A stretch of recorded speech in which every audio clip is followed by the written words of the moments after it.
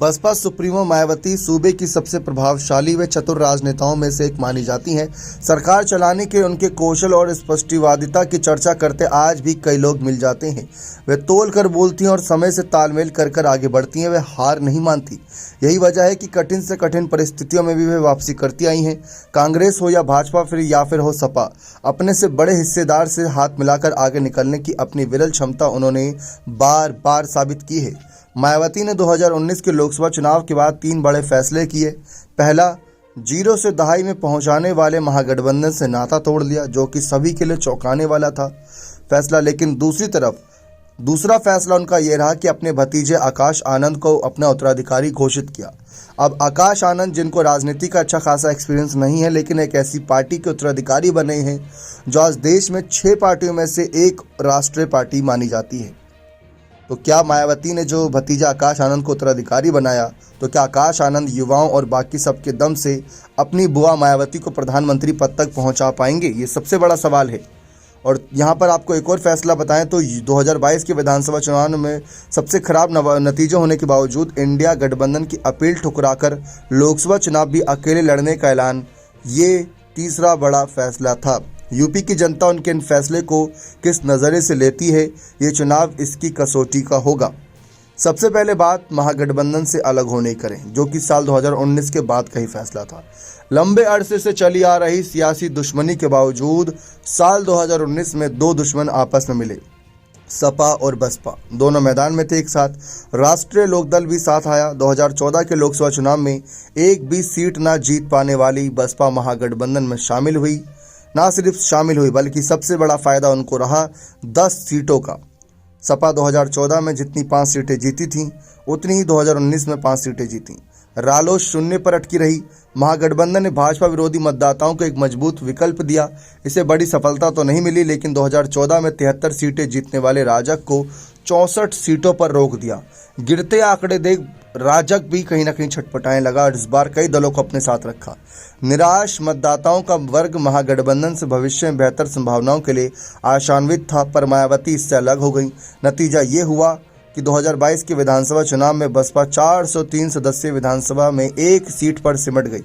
ये चुनाव बताएगा कि किस तरीके से, जी हाँ, देख सकते हैं कि ये चुनाव बताएगा कि 2019 के बाद लिए गए फैसलों व प्रयोगों से मायावती सत्ता विरोधी मतदाताओं का भरोसा जीतने में सफल नहीं हुई। यहाँ तक कि अखिलेश ने मायावती को प्रधानमंत्री पद का दावेदार कह रखा था। तो अखिलेश जब मायावती पर इतने मेहरबान हुए तो मायावती के काफ़ी ज़्यादा वोटर्स अखिलेश की सपा पर मेहरबान हुए कि अखिलेश मायावती को प्रधानमंत्री बनाना चाहते थे। तो वोटर्स के मन में एक ही आशंका जागी और 2019 के बाद 2022 के चुनाव में बसपा के भी कई वोटर ने, खासकर मुस्लिम वोटर ने, सपा को अच्छा खासा समर्थन दिया। अब बात आती है आकाश आनंद की। जी हाँ, उनकी बात करते हैं। वैसे अगर हम देखें तो बसपा सुप्रीमो मायावती अपने भतीजा आकाश आनंद को 2019 के लोकसभा चुनाव में आगरा की रैली में पहली बार तब भाषण देने के लिए भेजा था जब चुनाव आयोग ने उन पर 48 घंटे का प्रतिबंध लगा दिया था। वह चुनाव सपा व रालोद से महागठबंधन कर लड़ाया गया था। बसपा को इस चुनाव में 10 सीटें मिली थीं। महागठबंधन से बाहर निकलने के बाद मायावती ने दिसंबर 2023 में लोकसभा चुनाव 2024 की तैयारियों को लेकर लखनऊ में एक बैठक की थी। उसी में आकाश आनंद को अपना राजनीतिक उत्तराधिकारी घोषित कर दिया। बार बार परिवार से उत्तराधिकारी न होने की बात दोहराने के बाद भी उन्होंने ऐसा किया। अब ऐसा करने के बाद तो जनता के मन में और आक्रोश रहना चाहिए, वो तो आंकड़े बताएंगे आने वाले वक्त में। आकाश युवा और विदेश में पढ़े लिखे हैं, लेकिन ज़मीन से जुड़ नहीं पा रहे। वह सोशल मीडिया पर सक्रिय रहते हैं, लेकिन अपनी बुआ मायावती की तरह मीडिया के सवालों का सामना करने से बचते रहे। माना जा रहा है कि दलित समाज के युवा मतदाताओं में आज़ाद समाज पार्टी के नेता चंद्रशेखर आज़ाद की बढ़ती पकड़ को देखने के बाद मायावती ने आनन फानन युवा आकाश को अपना उत्तराधिकारी घोषित कर पार्टी में सक्रिय कर दिया। आकाश को कई राज्यों की जिम्मेदारी भी दे दी। यहाँ तक कि सिर्फ उत्तर प्रदेश और उत्तराखंड अपने हाथ में मायावती ने रखा है। बाकी सभी राज्य जहाँ जहाँ बसपा एक्टिव है वो सब कमान आकाश आनंद ही संभाल रहे हैं। ये चुनाव बताएगा कि मायावती का अपने उत्तराधिकारी के साथ मैदान में उतरना कितना सफल रहता है। इस चुनाव में पार्टी की परफॉर्मेंस से आकाश का भी आकलन होगा। अब सबसे बड़ी बात आंकड़ों की आती है। हवाई बातें बहुत हो गई, अब बात करते हैं आंकड़े की। बसपा का लगातार वोट परसेंटेज गिरता जा रहा है। जी हाँ, अगर हम बात करें लोकसभा चुनाव की ही तो साल 1989 शुरुआत करने वाली पार्टी पहले बार में 2 सीटें निकाली और करीब 10% वोट था उनका। 1991 में 1 सीट निकाली लेकिन 8.5% वोट था। फिर साल 1996 में तगड़ी बढ़त हुई, 6 सीटें निकाली और 20% वोट था। साल 1998 में 4 सीट निकाली और 20% वोट था। साल 1999 में 14 सीट जीती और 22% वोट हो गया। साल 2004 में तो कमाल ही कर दिया था, क्योंकि यहाँ 19 सीटें जीती और 24%, करीब 25% वोट था इनका। और साल 2009 में 20 सीटें जीती, 27% वोट था तब। 2014 जो मोदी लहर थी उसमें बसपा को नुकसान हुआ, वोट परसेंटेज गिरा, करीब 8% वोट गिरा, लेकिन 19% पर आकर अटके और एक भी सीट नहीं निकाल पाए। और वही हाल साल 2019 में भी हमें देखने को मिला कि किस तरीके से वहाँ पर ही पूरा माहौल बदलता नजर आया। 19.43% वोट तो मिला लेकिन 10 सीट निकाल ली थी। जी हाँ, इंडिया गठबंधन की अब बात करते हैं। इंडिया गठबंधन ने भाजपा के खिलाफ लड़ाई में मायावती को शामिल होने के लिए बार बार न्योता दिया।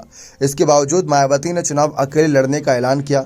जानकार बताते हैं कि मायावती ने महसूस किया होगा कि गठबंधन से लड़ने पर उनका बेस वोट कई सीटों पर दूसरों के साथ शिफ्ट हो सकता है, जो कि विधानसभा और अन्य चुनाव में नुकसान देगा।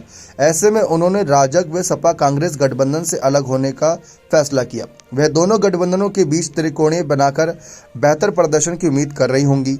मायावती सोशल मीडिया एक्स के जरिए अपनी बातें रखती आई हैं, जो कि एक तरफा संवाद शैली है, क्योंकि अगर आप सामने मीडिया के सवालों का जवाब नहीं देंगे तो कैसे पता चलेगा कि जो जनता के मन में सवाल है वो मीडिया कैसे पूछे उनसे।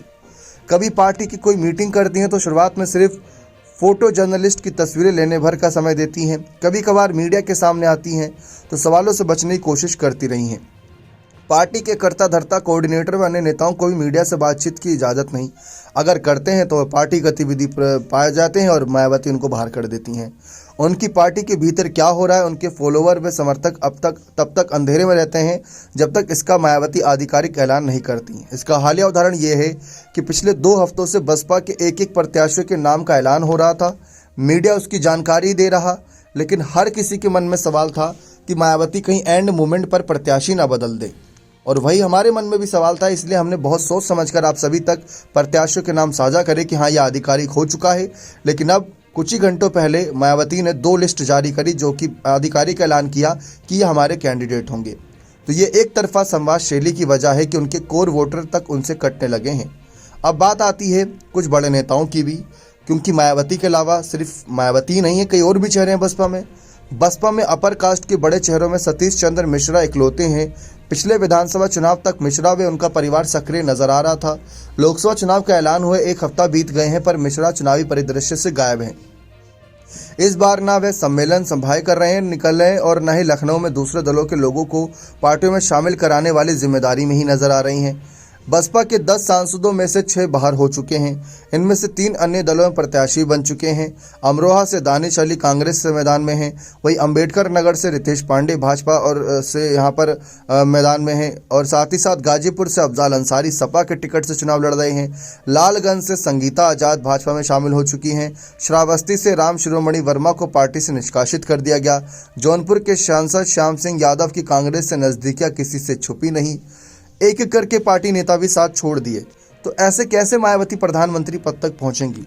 हम यहाँ पर वो बात रख रहे हैं जो फैक्ट की है, हकीकत की है। इसके अलावा हम यहाँ पर अपनी तरफ से कोई बातें नहीं रख रहे। ये सारा फैक्ट दिया है हमने, इसमें कोई ऐसी अफवाह, कोई ऐसा कयास नहीं लगाए। लेकिन अब सवाल आता है कि इतना सब कुछ होने के बावजूद भी एक तरफा संवाद शैली, गिरते आंकड़े, आकाश आनंद को आनंद फानन में उत्तराधिकारी घोषित करना, महागठबंधन से गठबंधन तोड़ना, इंडिया अलायंस में शामिल ना होना, क्या मायावती को अकेले दम तक प्रधानमंत्री पद तक पहुंचा पाएगा? ये सवाल बनता है और ये सवाल पूछा जाएगा। और अगर पूछा जाएगा, अब जब मायावती ही करता धरता है, सब कहीं ना कहीं आगे बढ़ी हुई हैं, तो सवाल उनसे ही बनता है। तो मायावती को मीडिया के सवालों का सामना करना चाहिए, ताकि उनके समर्थकों के मन में जो सवाल है कि हम बसपा को अगर इस बार वोट देते हैं तो बसपा का क्या रुझान रहेगा। वैसे शुरुआती लिस्ट में मायावती की सोशल इंजीनियरिंग साफ नजर आई।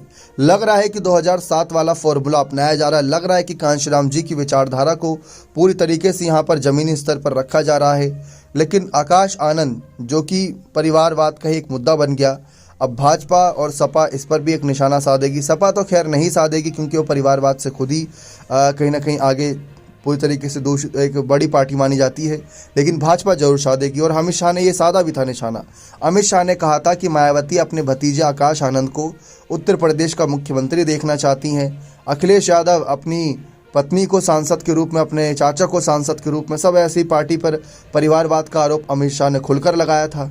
तो मायावती बुरी तरीके से फंसी हुई है, लेकिन अकेले चुनाव लड़कर क्या खेल कर पाएंगी, किसका कितना नुकसान होगा, अपना कितना फ़ायदा करा पाएंगी, यह सवाल बनता है।